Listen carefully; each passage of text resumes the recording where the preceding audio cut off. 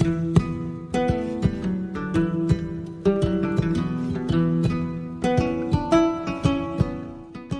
guys, welcome to the As We Live and Breathe podcast. I'm joined today by Charlie Merton.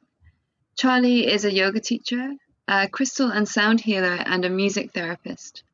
And she's going to be joining us to host our monthly sound baths, which are launching on Thursday. So to celebrate, we wanted to talk to Charlie and learn a little bit more about sound baths and the healing qualities of sound. So welcome, Charlie. Really excited to have this chance to chat with you. Hi, really nice to be here. Thank you for having me.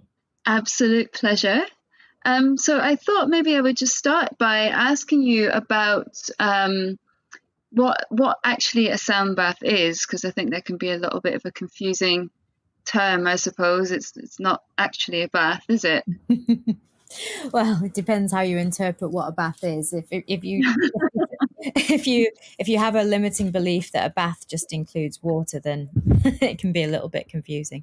But so a sound bath is when we are immersed in sound, in vibration, in depth of resonance. So if you've ever been to, for those who've never experienced it, if you've ever been to a nightclub and you're near a speaker and you feel that booming bass, or even an orchestral concert, and you can feel that vibration of music inside your body, that resonance, that is actually being bathed in sound.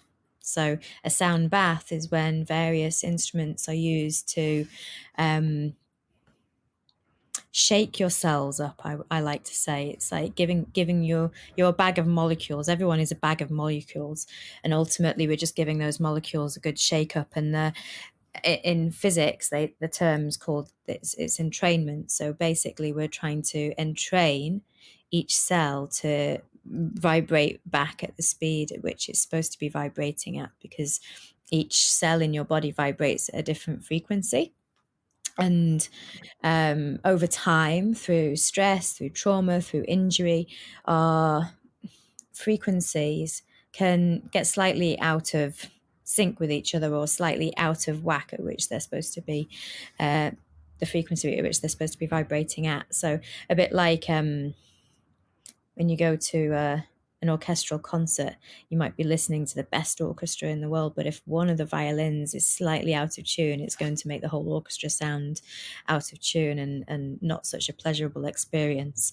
And so in the same sense, when we've got something slightly out of tune in the body, literally out of harmony, then it can affect the whole being. So what we're doing in a sound bath is bringing the whole body back into tune with itself. Wow, that's a really lovely and clear explanation. Thank you so much.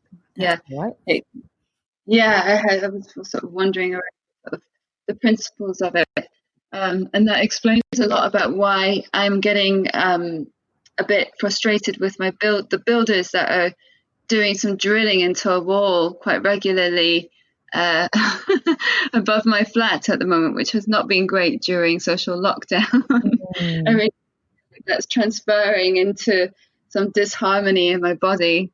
You know, there's a really interesting film it was actually when I was on a flight back from somewhere. I think it was when I was flying back from India.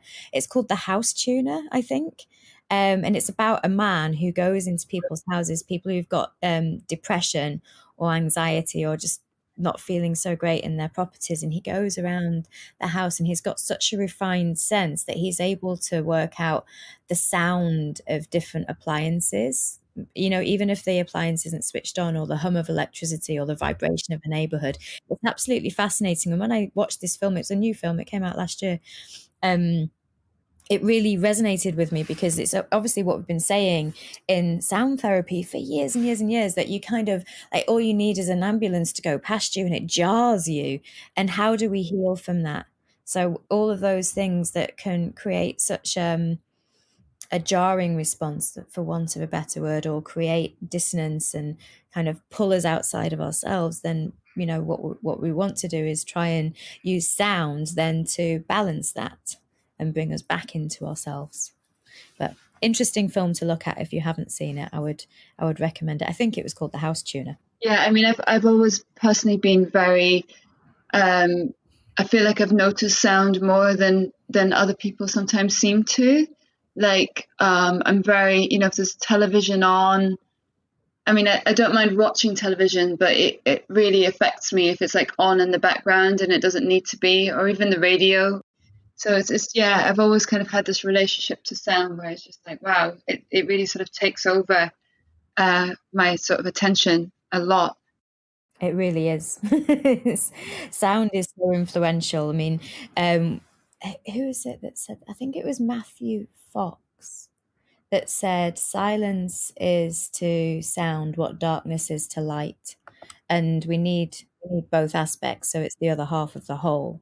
So a crucial part of the sound bath itself, the sound bath experience, is to have the silence at the end, which is when you in Sanskrit terms, it's the Turiya, the void, so that you can really allow all of the vibrations to settle into your body, but equally um, bathing in that resonance. And when you have that pure silence at the end of a sound bath, it's like the silence is filled with the possibility of every sound that ever existed.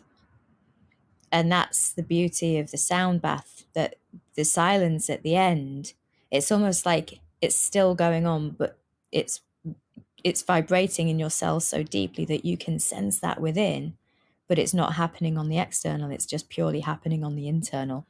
And I've noticed, I mean, I went to one of your sound baths a few months ago before all the social lockdown kicked in, and I remembered how that experience of just kind of lying there and really feeling like I was the whole, I could really feel like activation and vibration and quite a fizzy kind of sense in my body.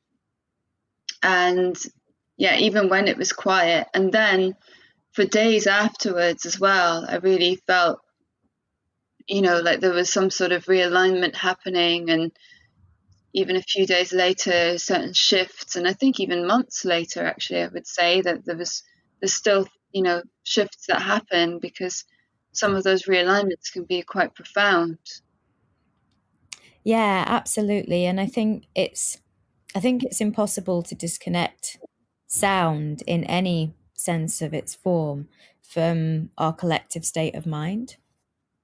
And like we said, especially when you're in a busy city and there's lots of sounds which are not organic, these human sounds that we create through machinery, it can really create disturbance in the nervous system, and therefore it can have such a detrimental impact to our mental state. So it's interesting how the different sounds that we are surrounded by can influence our behavior, or generally human behavior and relationships. So using that power of sound to reintegrate, it's not surprising that it does take time for things to settle, but I think it also is relative to how much you are willing for a shift to occur. So quite often, sometimes we can have these huge experiences, and it's not to undermine those at all, but also not to glorify them, because then if you doesn't get followed up by a big experience, or you go with a group of friends and someone has a big experience and everyone else is like, well, it was nice and I could feel stuff, but I didn't have, and then you can create this kind of jealousy, this experience jealousy as to what you're supposed to feel. It's like, oh, well, I didn't feel that, that's not fair. Or so what I prefer to think about is trying to create a little shift that stays shifted, rather than to try and have a powerful, huge experience, which then, depending on what happens the next day, we could equally revert back to whatever your default state is. So I think the important thing is to allow for the residue to percolate and to be with all of that, so that then that true shift can occur over time. Does that make sense? Yeah, it really does, and I think it's a really important point. I think, especially, I mean, I'm guilty of this, I think, and yeah, it's like you kind of go for an experience, and it's like unless you've had like some sort of massive epiphany, then yeah, it's kind of like less valuable than something more moderate. But it doesn't always need to be that way. And you just kind of take what you need at any given moment, and sometimes that might just be a little bit of support, or like a small shift, like you say, or even just that sort of sense of that I suppose the way it's like a bath as well is that cleansing. If we are surrounded by so much noise pollution on a daily basis, just to have the opportunity to just so cleanse ourselves in that way without looking for anything more, I think is also valid as well. Well, I've also heard that on the space station, and this came from one of my teachers, they have sonic showers on the space station. Obviously, you can't have a shower with anti-gravity with a water shower. So they use sonic showers. So in that same sense, they use resonance to cleanse the body. So then that absolutely ties in with what we're saying in that whole cleansing quality. So we hold our issues in our tissues. So by vibrating the tissues and resonating the tissues, it can find its way out. And it might happen in one session. Some people, it's like that's all it takes. But it also depends, what's happened on your path up to that point. And one of the things one of my teachers, my spiritual teachers, talks about is ripeness of the student. And there's so many factors that have to align for shifts to happen. And it's the person who's delivering it, it's the environment that you're in, it's what you've eaten that day, how you slept the night before, what's gone on in your week, planetary alignments. There's all so many different factors in place that can impact on the experience that you have. And a bit like meditating, quite often we feel like we have to have the quietest room ever so that we can get into the deepest, best meditation. But then actually, truly, you're not meditating, because the room is doing the meditating for you. And then that's when we get disturbed, when there is the drilling outside, or, the noisy neighbors, or whatever it is. So that's not really taking us into that true state of being able to create that shift for ourselves. So, sometimes in a sound bath, especially if you're in a city, you aren't in control of what's going on around you, including having snoring neighbors. One of the benefits of going online, and in some senses, is that we don't have the snoring neighbors unless you're practicing with a partner. But in a sense, in a studio setting, you could equally have someone across the room who's really snoring, and then some people get quite agitated by that. But then that's also part of the sound bath, because who's to say that that should be any other way in that moment? That is just another sound in the room, which is part of that sound bath experience. And just kind of on that point, I suppose, around having a sound bath at home over some sort of platform like Zoom, is that something that the technology is able to transfer, like that sort of vibration and those healing qualities? Or do you find that it's better to do it normally in person in that sense? I think it's about setting expectations. I think ultimately it's a bit like going to a live concert. Nothing can really substitute kind of going to a live concert, but in terms of the experiential aspect of it. However, there's something really lovely about curling up on your sofa and switching on your favorite music and just being able to fully relax into it, because you're in your home space. So therefore you intrinsically feel safer to go into those deeper levels of release, which you might not do if you're going into a setting for the first time and you're being asked to lie down and be completely vulnerable and open so you can go through this experience. Then that can be quite vulnerable for some people, and then they might not go into that deeper level of release. So I think there's benefits to both. I think the technology, it works for a sound bath experience. I think for it to be purely a gong bath, you can't necessarily, it depends on the technology available. But on Zoom, it's not great to just do a pure gong bath with the deep resonance, because it distorts too much. They're on social media platforms, because it's set up a little bit differently. Facebook and Instagram, gongs work a little bit better in terms of using the larger mallets.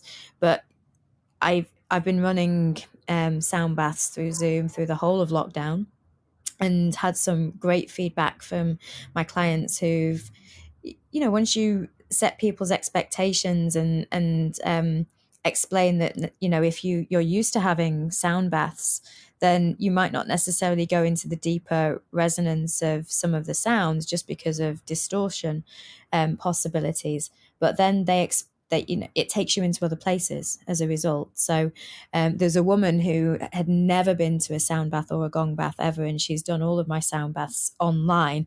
And she, especially because she's never done it before, she didn't have anything to compare it to as well. And she's been reporting to me each week her little revelations she's been having after each sound bath. So I think it depends on what your prior experience has been, and just being open to it not maybe being the same. Just like equally every time you go to a gong bath, it's going to be very different. So rather than trying to recreate the first experience you ever had or the most powerful one or whatever. When you are delivering a sound bath, what kind of experience is it that you're looking to create? Because I'm quite aware that sort of different practitioners will kind of have different styles and maybe have slightly different priorities or things that they're looking to evoke through the sound, or like responses they're trying to trigger, or that kind of thing. Just curious about what you think a sound experience should provide. I don't think should. I don't think there is a should with it, because I think everyone has different expectations, and the key is to not have expectations, of course, because when you are primed to have a certain experience, a little bit like when people know a little bit about chakras, yeah, and you know enough that your base chakra is about your grounding, your second chakra, your sacral svadhisthana, is largely about emotions and sexual energy. If we know a little bit about things, it can prime us to have a certain experience. So you're like, oh well, I know I'm ungrounded, so therefore I'm going to have root chakra issues. So you're making it about the mind rather than actually the body. So likewise, if we're saying, oh, this should happen in a sound bath, what's happening is you're actually blocking the experience that you're actually supposed to have, whatever that is for you in that moment in time. So I don't like to say, oh, well, this should happen or that should happen, because everyone's different, and depending on different walks of life, different needs at the time. Again, some people may fall asleep and just sleep right through it and not remember a thing, and that's fine. A lot of people come up to me after and say, oh, I slept all the way through that, I didn't hear anything. And they just heard the first chime and then that was it, they were out like a light, and then they're disappointed that they didn't hear anything. I'm like, well, it doesn't mean that you didn't receive the benefits just because you weren't consciously aware. Your unconscious absorbed it. So going back to that whole thing, who's to say anything should be any other way? So I know I'm kind of sidestepping the question, because I don't think there should be this is what should happen. I think people will take from it what they will take from it. And it's kind of also to remember that the process of transformation isn't necessarily a cozy, comfortable one. Some people will have a sound bath and be like, oh, that was lovely, it was so relaxing and felt really warm and fuzzy. And some people might experience it to be a bit uncomfortable and a bit jarring, but yet still experience a transformation. So anything is possible. Yeah, I kind of, that was a bit of a setup, that question with the should, because I didn't expect you to to feel like that there was a specific outcome that we're trying to go for sure. I can see that. I'm curious about your background and what brought you to this. It's quite a random job, isn't it? How did you end up doing sound bath? Well, it's like one of my favorite quotes is Morticia Adams from the Addams Family. What's normal for the spider causes chaos for the fly. And it's kind of, who's to say is it random? I mean, I've grown up around sound in a sense. I grew up as a musician. I trained as a musician. I was a trumpet player, I trained to be a professional trumpet player. So I grew up playing in brass bands and could feel that vibration in my body, and it's very rousing in a really positive sense of the word. And so it's always been something that's been in my life, sound, whether it's been in the form of music or um, into deeper resonance. So I played drums as well, and I was a percussionist as well as being a trumpet player and a pianist as well. And I it's weird kind of how life takes you. You kind of meander through these different pathways. And so I was a musician, and life took me to Japan. I taught in Japan for a while, and all sorts of life events occurred, and I had some stressful events happen in my own personal life, so which taught me to or led me to seek a healing path, a healing modality. And I got into crystal healing, shamanic healing, um, Reiki, spiritual healing, all sorts of different pathways of healing. And I was exploring. And the most resonant for me was crystal healing and shamanic healing at the time. And then I spent some time in India back in 2010, and I was up in the Himalayas, and I became accustomed to sound healing there. I'd already bought a couple of sound bowls, singing bowls, because I was fascinated by them, but hadn't really done much with them. And then when I was in the Himalayas, I I learnt to play them properly. I was fortunate to meet a very powerful healer up there who shared his knowledge and wisdom of really how to work with sound. And that was the start of my, in fact, it was 2009, not 2010. That was the start of my journey deeper into sound as therapy. And then it all went from there, really. And the two, particularly sound therapy and crystal healing, really merged together for me. So I started to work in that way, and the gongs came along a little bit later when I could afford to buy a gong, because they're not cheap. So the gongs came along shortly after that. But my initial journey was with the bowls and other instruments. So I did a lot of shamanic drumming. I trained as a music therapist in between all of that, which was so I've got a master's in music therapy or music psychotherapy. So I work as a music therapist as well as a sound therapist, but the two, they're very different but very similar at the same time. It's like same but different. So music, working basically with music therapy being a therapeutic intervention to help people express their emotions so the participants are active, and sound therapy being the converse, where you're actually wanting the participants to be passive, so they're just receiving. So that's the difference between the two. But equally, there is crossover, and I do work in a kind of a multidisciplinary way. And so when did you, because I know you're also a really great yoga teacher as well. So when did you manage to fit all that in? Oh, it's interesting because they're not that separate either. So it just all wove together without even thinking about it too much. So I use the harmonium and my voice a lot in my classes. So I get people to chant a lot in my yoga classes. And whether it's through weaving in a playlist that takes people on a journey through their body, through the sound of, the music that I choose, or, really getting people to connect to their own sound through chanting in class. I always weave music in to the classes in some shape or form. I don't know really, that it all just, that I think that's the sign of things just working, because you don't consciously put things together. It just occurs and it works and it evolves.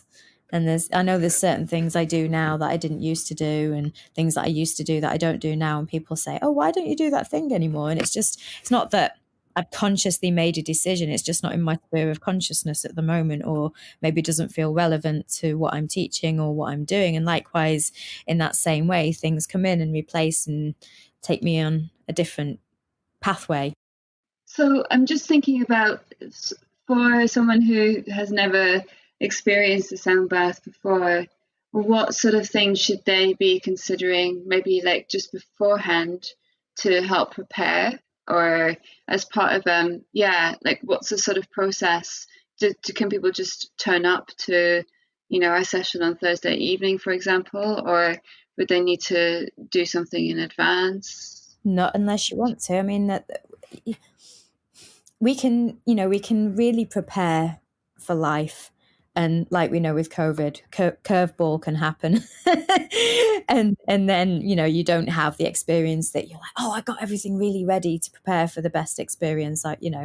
So I think the most important thing is just make sure that you've got an environment that you want to be comfortable in. So that, it could be lying in your bed. You could, set yourself up a little meditation cushion and maybe light a couple of candles so that you can maybe condition the environment so that it is more relaxing space, but equally don't get attached to that because anything can happen. and be just, I think the best way is just to condition yourself to, or prepare yourself to expect the unexpected rather than, but equally not be on edge. It's like when you go into a state of meditation where you're aware of everything that's arising, but without trying to pay attention to anything in particular. This is what my teacher says. And that state is called tattva bhavana. So it's awareness arising within itself and being able to therefore respond within yourself to whatever that is, if it requires a response. So, if you've got housemates or other people living in your space, you might say to them, don't interrupt me during this time, or maybe pop a sign on your door, but equally life happens. Okay, well, I'm really excited, and just wondering if maybe you might be able to share some of the other things that you're up to at the moment. I know you have a busy schedule of yoga classes and sound experiences and all kinds of things going on. Yeah, oh gosh, I haven't got a clue at the moment. I have got a very full schedule. I'm teaching my own online program at the moment. I'm also teaching for a couple of studios around London on their online programs. So I guess what I'm probably best known for in London is yin.